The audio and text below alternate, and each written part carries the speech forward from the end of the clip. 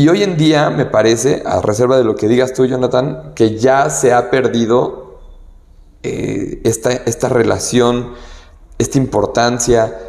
Al adulto mayor lo tienen lejos de la familia, de los contextos. Y parece que no, pero ahorita tú me lo vas a decir, tú lo has visto y tú lo vives en carne propia. Hay una fiesta familiar, ya los dejan en la casa, hay que ir a hacer el súper, ya los dejan en la casa, no les permiten que se queden con los niños.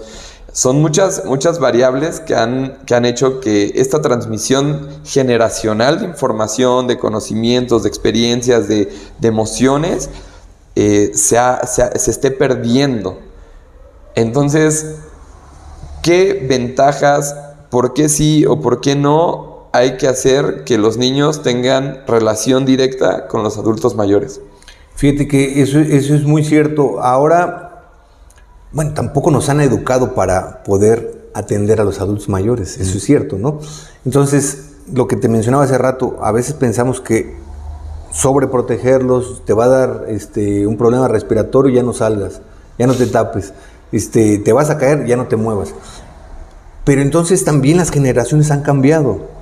Ellos tuvieron una educación totalmente rígida, ¿no? Sí. En donde te decían, te sientas y te sientas, ¿no? Sí. Haces esto y ahora ya no. Y entonces, pero han ido la generación X, la generación, diferentes denominaciones de acuerdo a la década en donde han nacido. Así es. Y ahora los jóvenes y los niños son de más inmediatez. O sea, lo quiero, pero ya. Sí. ¿Sí me explico? Y si no me lo das, cambio. Y entonces son mucho más demandantes. ¿Sí? Sí. Entonces, tan es así que ven los adultos, los adolescentes, ven redes sociales y rápido tienen que ver, ¿no? Claro. Entonces, tener una charla con un adulto mayor ya no les es grato, productivo, placentero. Si nosotros empezamos nuevamente a cambiar ese switch con los niños que están formando ustedes, en donde integramos al adulto mayor con esta intergeneracionalidad, porque ahora ya los hábitos y costumbres hacen que si tú te vistes de una forma, ya estás relegado. Si tú piensas de una forma, estás relegado. Y entonces entramos dentro de los sinónimos que es la vejez. La vejez ya es intransigente, es enojón, ya no sabe, no aporta, ya no... Entonces, a los niños lo que tenemos que enseñarles es interacción intergeneracional que va a hacer que puedas tener un intercambio cultural, intercambio generacional, intercambio de conocimientos, ¿sí? Ahora, ¿en dónde encuentras un carpintero o un zapatero? ¿Sí? Sí. O un alfarero, ¿sí? Oficios que ya no existen o que están desapareciendo y que muchos de ellos los hacían, y entonces entras a su casa y entonces está hecho con materiales de un ebanista, ¿no? Oye, ¿cómo se hacen esas sillas, no?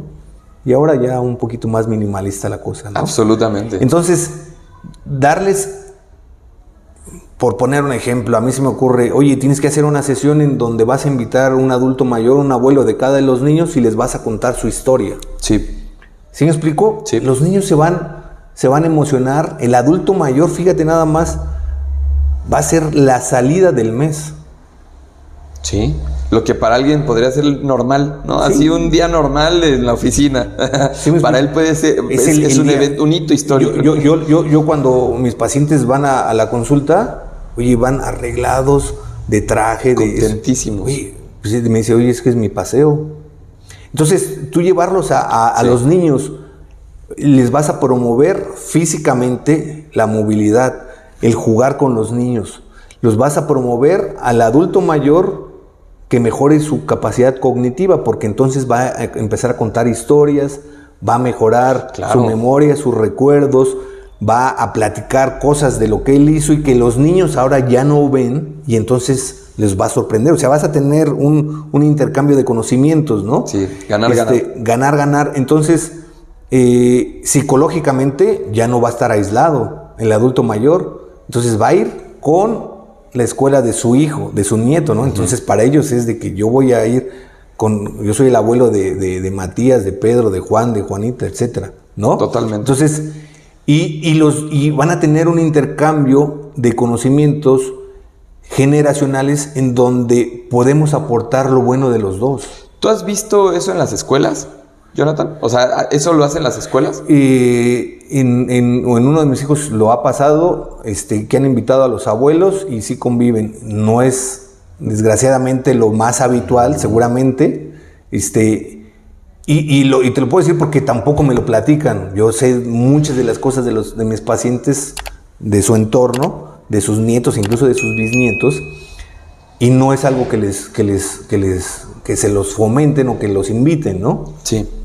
Entonces es una de las herramientas que pueden hacer para que puedan hacer ese intercambio, ¿no? ¿Cuáles son los mitos y cuáles son las realidades? O sea, ¿cuál es el estatus actual de ese tema en particular? Es decir,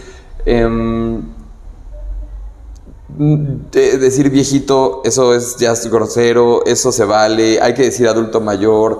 Evidentemente sí hay una pérdida quizás cognitiva, pero no es necesaria. O sea, ¿qué está pasando ahorita? Fíjate que algo, y una de las cosas que se me ha pasado a decir, bueno, ¿por qué son las causas más frecuentes que atienden, o por las que te llegan tus pacientes, ¿no?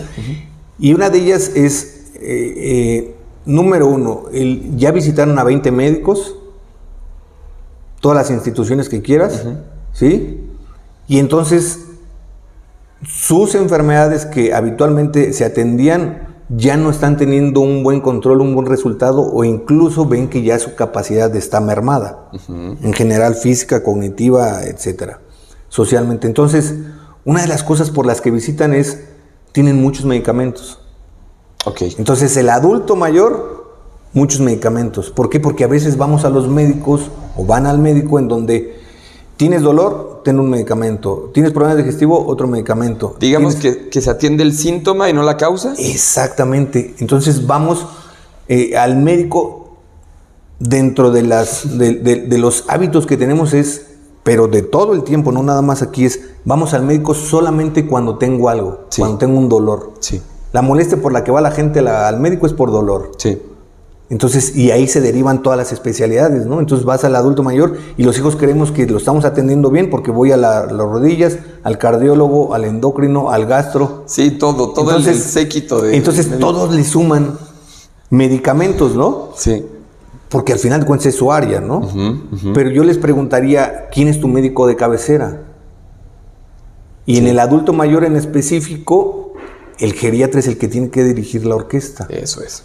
¿Sí me explico? Totalmente. ¿Cuáles son los problemas por los que van? Muchos fármacos. Se dice que un síndrome es la polifarmacia, más de 5 fármacos. Sí, de hecho hasta hay productos así, los pastilleros, o sea, hay cada vez son más grandes, ¿no? Cada vez más complejos, ¿no? Porque pensamos que la atención que le vamos a dar es mejor si más médicos voy a ver. Y entonces, sí. Pero aparte de lo que le estás dando, resulta que le das medicamentos o productos herbolarios, naturistas, milagrosos, más aparte todos los sí, los alópatas. Los prescritos, sí, alópata por el médico. Y entonces esa es una de las cosas muy, muy frecuentes por las que acuden. Otra por la que van es muy frecuente ya las demencias o la pérdida de la memoria. Entonces el adulto mayor ya es sinónimo de que se le olvida todo. Sí. Y entonces voy solamente hasta que ya tiene esa capacidad. Y empezó a tener pérdida de sus capacidades muchos años atrás. Sí. Pero nunca nos dimos cuenta. Esperas hasta el último. Hasta lo último. Hasta cuando ya la primera pérdida de que se pone el señor. Entonces, o la señora. Es sinónimo de que ya el adulto mayor ya está viejito, ya se le olvidan las cosas. Oiga, le pasa esto, es por la edad. Oiga, tiene esto por la edad. Y entonces, pues, me dijeron que era por la edad. Entonces, no lo atendemos con una valoración geriátrica integral.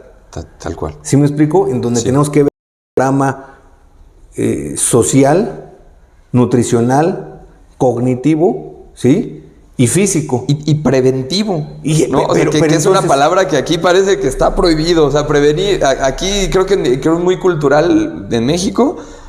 no sé si en el mundo, pero la prevención es, o sea, nula, es hasta que el pozo, hasta que se ahoga el niño, tapan el pozo. Pero ¿cuándo tienen que acudir al médico geriatra? Entonces tienes más de 65 años, ¿sí? Y tienes 80 años y no tienes ninguna enfermedad. Sí, bueno, a veces dicen, se murió el viejito por edad. No, hay algo que lo desencadenó y que pudiste haber prevenido. O previsto. Previsto, exactamente. Y otra de las cosas es, tomas más de 3 a 5 fármacos, ¿no? Eres un adulto mayor que estás institucionalizado, ¿sí? Es algo que es otro tema, pero el institucionar a los adultos mayores es sinónimo de abandono.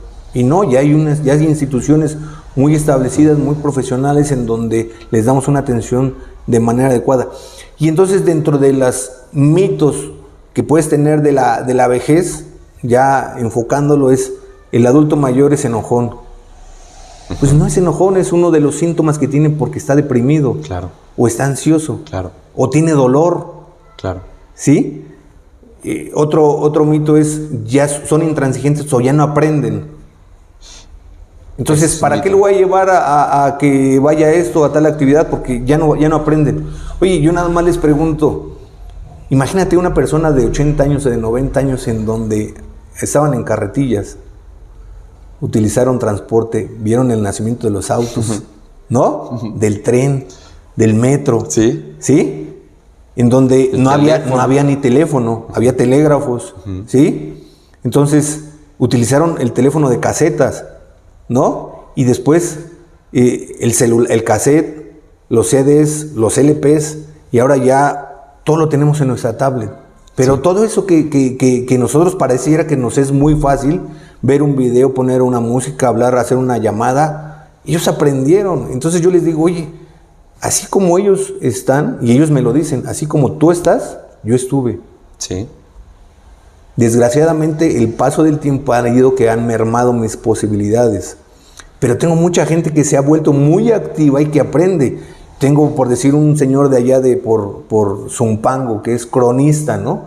Tiene 90 años y sigue concursando sobre crónicas de su ciudad natal, hace relatos, Tengo pacientes que perfectamente usan la música, ¿no? Y eso los ves y utilizan la computadora y hacen su planeación y me llegan con su bitácora de glucosas, su bitácora de presiones arteriales en una hoja de Excel, ¿no? O en su celular, ¿no?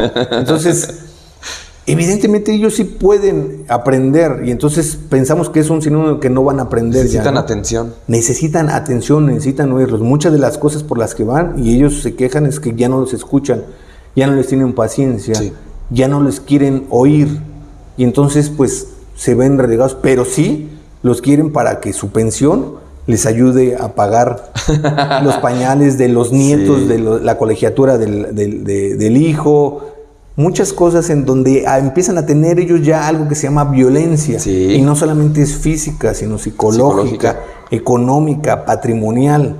No tienes la cantidad no tienes idea de la cantidad de gente que es desalojada por sus hijos de sus casas. Sí. Ridiculizados también. Ridiculizados, exactamente.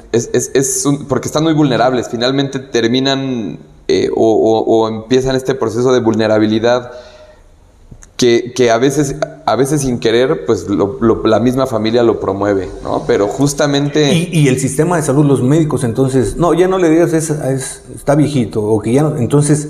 Sí. No, siempre hay alguna posibilidad que se pueda ayudar e intervenir. Claro. Entonces, una de las cosas es justamente el